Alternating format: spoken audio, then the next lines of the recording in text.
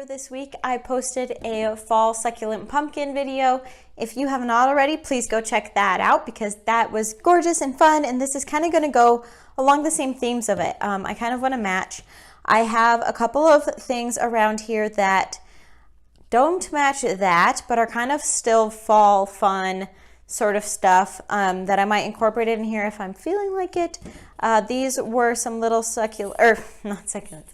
These were some little pumpkins that I found at the dollar store. I think they're like supposed to be for food, but they have little pumpkins on the end that were really cute. I found some ribbon, which I will probably be making a bow or at least to hang this up with on my door with that as well. Those are both from the dollar store.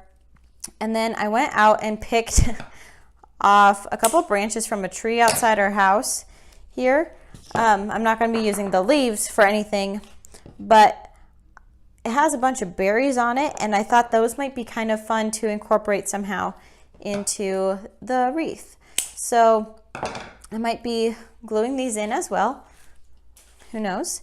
Like these are really cute because they're red on this side and white on this side. So I don't know. We'll see if these make it in or not.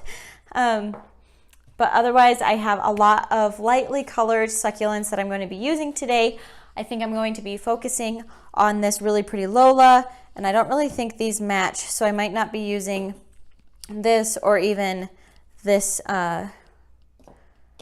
ribbon. Even though I really like it, I think I'm going to try to go for a little bit more of a neutral theme. And then I'll probably be using this Allegra, which is also pretty big, so I don't know if I want something a little smaller. And then I have a lot of Calancho succulents that I will probably be using in today as well. And then just another little tub of random things.